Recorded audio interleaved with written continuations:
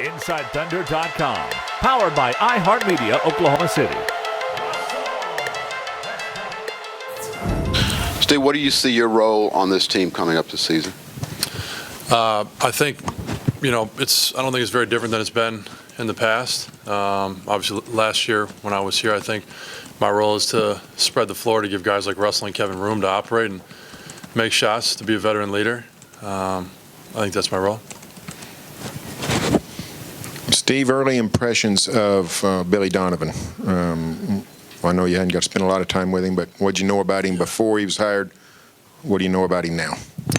I know that he recruited me in college. I took 2 visits there, so that's pretty much what I knew about him before I took the job here. He offered my sister a candy bar when she was younger, when I was being recruited, where he had to pay a quarter not to break NCAA rules. So that was my initial impressions of him. But since we've been pretty much in and out the last month playing and stuff like that, he's really just been, I think, watching very much. We've played a lot of 5-on-5, and he's just, I think, been kind of watching the group and, just seeing how guys play and how they can fit and stuff like that.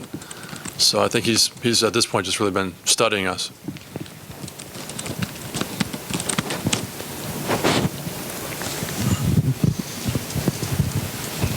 What turned you off from Billy in Florida? The candy bar. It was a bad candy bar. No, it was. I ended up going to Marquette, which was 20 minutes from where I grew up, and I took 2 visits at Florida. It was definitely one of my final schools, but he wasn't a closer, so I couldn't go. No, I very, very seriously wanted to go there, but it was too far. It was too far for me. When you came, when you got here, you guys sort of hit a turbulent spot with all the injuries and the changeover. Are you excited to see what this team's really like with everybody on deck? Because you didn't really get to experience it last year. No, for sure. Yeah, I obviously wasn't on the team before I'd gotten here, but I know who they were and the kind of series that they won, and the shots that I think Kevin hit on the teams that I was on so many times. I've been able to see what those guys had done before I got here. So I knew when I got here the feel was different. It was obviously a tough year with the injuries and even just in mid-season. I think when I was in Utah, we were talking about do you think OKC is going to even make the playoffs, which had never even been a conversation. So coming in, I knew it was a different time, and I think knowing that guys are healthy, playing with Kevin, seeing that he does look good, he's able to do what he's done in the past, I think is, the biggest takeaway that I've had over the last month. You mentioned watching these guys from other teams. What was your impression of Russell as an opponent, and then now getting to see him behind the scenes and seeing what he did last season? Yeah, he's probably one of the guys I think that, watching from a distance and then being in the locker room with him where, I would say I was probably maybe wrong about him. I think you see I always call him the angry Russell. He's angry with the media. He's angry on the court. And I think it's not a bad thing. I think it's what fuels him, makes him go, and he puts him in the place he needs to be who he is.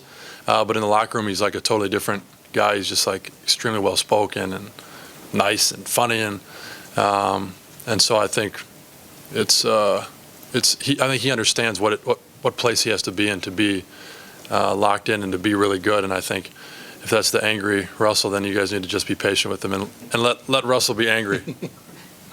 Steve, what's your relationship like with Ennis? Are you guys close? Did you guys talk during the free agency process, those kind of things?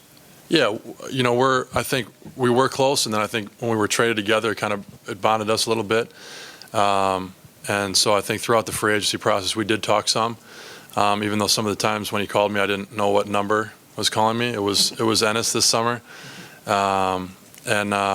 He's just a guy who I think he's so young and he's so talented. And I think obviously, Sam getting him and bringing him here, he knew exactly what he was doing and knew how good he was going to be for a long time. So he's someone I think we're going to all see mature so much over the next, even year to 2 years. Steve, on Ennis, like you said, you've been around him for a while. Being in this system now, or being here in this environment, will that help him start to develop a little more defensively too? Because we point that out in his game. Yeah, no, I think, there's stars in this league that are, good at everything, and there's other guys that are incredible at offense and not so great at defense, that kind of thing. And I think, one of the knocks on Ennis has been, defensively, but I think he's a guy who, in the right system, like I think you're kind of asking, can be so effective. And I think, his skill set, I think, matches up so well with other stars on this team. I think the way he gets rebounds around the hoop, the way he bulldozes guys out of the way and follows up Russell when he's going to the rim, I think his offense matches up so well. And I think, especially when he's playing well offensively, he plays better defensively. And I do think that, obviously, with Coach Donovan's system, which we don't all have a feel for, obviously, yet, is the right kind of feel, I think, that he'll need to be a better defensive player.